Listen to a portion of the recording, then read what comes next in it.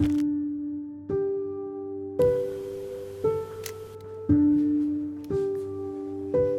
me souviens très bien de la première maman qui est venue. Tout de suite, elle m'a dit waouh, ça me fait vraiment beaucoup de bien. Je me suis dit oui, voilà, je peux apporter quelque chose. Et d'ailleurs, elle avait repris rendez-vous. Alors moi, donc je suis Jennifer, je suis une maman de 2 enfants qui approchent la quarantaine. J'ai décidé de m'orienter vers le soin des femmes et c'est tout naturellement que je me suis dirigée vers la femme enceinte dans la maternité, donc dans la plus belle phase de sa vie, la plus belle mais aussi la plus troublante. J'ai créé le soin maternité. C'est vraiment un expression. Maternité est née il y a bientôt 5 ans. Je voulais vraiment créer un lieu où la maman pouvait pouvoir venir avec toute sa famille en fait. Donc vraiment créer un petit cocon de bienveillance où elle pouvait venir se ressourcer pour vraiment créer le lien. Ça m'a fait du bien à moi, mais j'ai l'impression que ça lui a fait du bien à lui aussi. Oui, parce que j'essaie vraiment de faire le lien entre vous deux et C'est ça. de prendre soin de vous deux en fait. Vous êtes considérés tous les deux et ils savent très bien.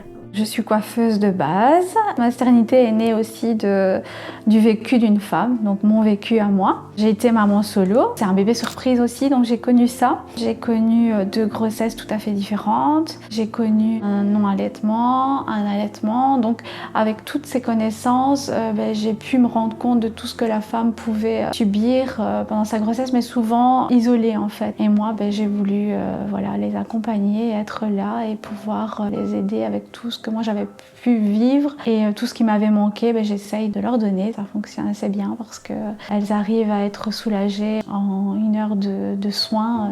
Donc c'est juste magique.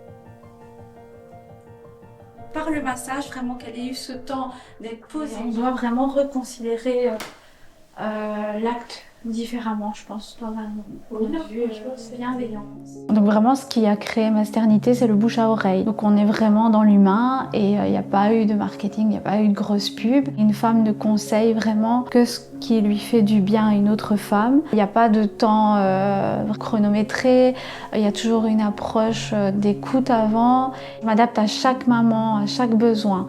Une maman qui arrive avec son bébé, qui te donne cette confiance en fait de confier son bébé pour que tu l'accompagnes dans des soins pour diminuer les tensions de son bébé, c'est précieux parce que la maman a la confiance en toi. Je suis toujours super émue de voir le bébé en dehors du ventre de maman parce que souvent j'ai le contact dans le ventre, mais après ils arrivent et je les vois évoluer, donc c'est juste waouh. Et de voir tout l'amour qui se dégage d'un soin parce que le massage chez les enfants c'est précieux au niveau du corps mais aussi de leur âme en fait. Moi je suis émerveillée à chaque fois et il y a toujours un élan d'amour de l'enfant vers le parent après ce soin. Je me dis que ce que je fais, ça doit continuer et ça doit être connu parce que vraiment le massage peut vraiment faire de jolis petits miracles, même je peux dire maintenant.